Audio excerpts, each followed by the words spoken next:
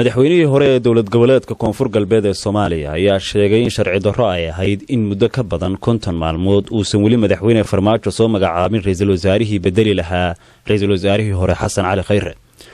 Shariif Xasan Sheekh Aadan oo sidoo kale 2 jeer soo noqday gudoomiyaha golaha shacabka ayaa BBC-da u sheegay in madaxweynaha ay tahay inuu ilaaliyo dastuurkii uu ku dhaartay inuu dhowri doono. Shariif Xasan oo haatan gudoomiye ku-xigeenka madasha xisbiyada qaran ayaa ka digay in ay waqti ku darsato dawladda haatan jirta. Wuxuu qadka telefoonka ugu warramay wariyaha BBC-da Cabdifataax Ibraahim Cagayre. annaga aragtideenu waxa waaye dalka Soomaaliya dhibaatooyin badan la soo maray laakiin waayadii dambe dawlad ayaa ilaahayna siiyay dawladda ayada dawlad parliamentarian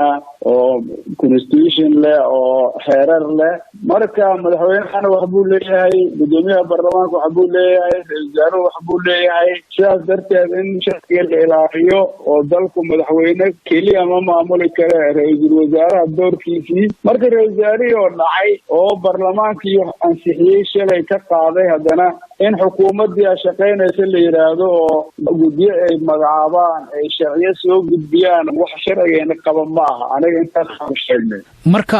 maxaad doonaysaan in la sameeyo waxayna la tahay in ra'iisul wasaare la magacaabo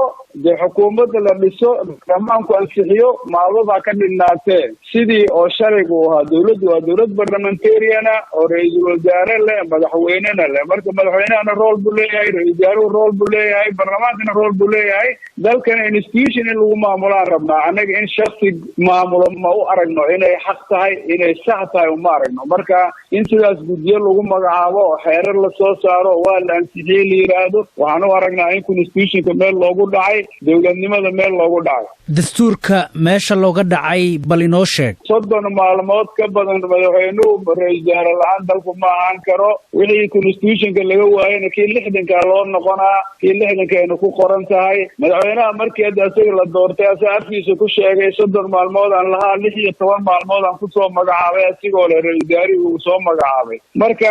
waa arin iska cad laakiin sidaan rabaan yeela ama la jiifiyo banaan meel ay ku taala ma jirto laakiin qodob cad oo dastuurka ku qoran oo tilmaamaya ma lahan oo leh muddadaas ayaa lagu soo magacaabayaa ra'iisul wasaare hadduu meesha ka baxo ra'iisul wasaare kale marka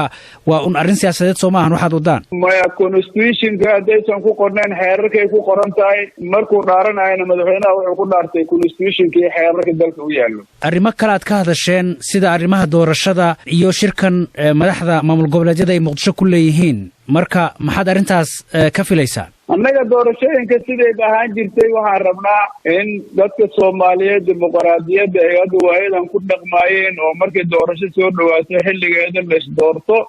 in qof cod la isku doorto waa fiinaan lahayd laakiin haddana haddii la waayo wax allaale wixii dadku isla ogolaadaan oo la isku dooran karo in la isdoorto waqtigeeda la isdoorto ayaan rabnaa anaga aysan dhicinin waqti kororsiimo Shariif Xasanow markii aad maamulka hayseen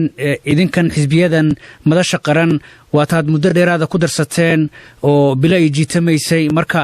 markiini caadi bay ahayd haatanse waa dhibaato miya maya marka nagayna caadi ma ahayn haddan caadi ma maanta anaga haddii nabadaan haysano oo doorashada markay dhammaato ninba degmadii laga soo doortay uu aadayo wax dhibaataa maysan lahaateen laakiin in wax un lagu heshiiye waayo marka anaga xilligan oo kale waxba heshiis lagu ahaa hadda waxaan waa baarlamaan ilaa maanta siduu baarlamaanka ku imaanaya qof ogma leh qof ka hadashay haba yaraateena ma jirto marka haddii ayadoo shaqada lagu jiro ay wax ku darsamaan oo dadka u caddahay wax dhibaataa ma leh laakiin muddigan lagu jiro oo kororsiimo la raadina haddii ay kaas timaado inay dhibaato ka timaadaan oo arkayna anaga laakiin madaxda federaalka iyo kuwa maamul goboleedyada haatan bay muqdisho ku shirayaan marka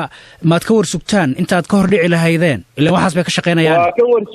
waa ka warsugaynaa hadda inaan ka warsugnay waxay keenaan mid laga shaqeeyo diyaaraan u nahay waxaan rabnaa weliba inta wax ku heshiiyaan waxay ku heshiiyaan ay fuliyaan intaan sheegnayn anaga waa intaas waxaa kaloo sheegteen in shirka la ballaariyo oo saamileyda siyaasadda Soomaaliya ay ka qayb galaan marka taa macnaheedu waxaa weeyaan inaad doonaysaan inaad shirka tagtaan anigu in dadka lala tashado maadaama xisbiga la isku dooranaa la yidhi in civil society-da iyo xisbiyada iyo ololayaasha dhaqanka iyo talo la siiyo la weydiiyo atleast aniga waynala qurneyd haddana saas ay tahay haddii hadda madaxweynayaasha maamul goboleedyada iyo madaxweynaha dowladda federaalka ay wax ku heshiiyaan inkastoo ra'iisul wasaare inuu fadhiyo ay feenaan lahayd haddana hadday wax ku heshiiyaan oo la fulinaayana anaga wax dhibaataa uma aragno ummadda soomaaliyeed wixii aanan waxba dib u dhac aan u keenaynin waa soo dhaweynaynaa. Shariif Xasanow, muddaad siyaasadda ka maqnayd waxaa la sheegayaa intaas ay ku timid heshiisaad la gashay dowladda, marka ma heshiiskiibaa burburay mise waktigiibaa dhammaaday?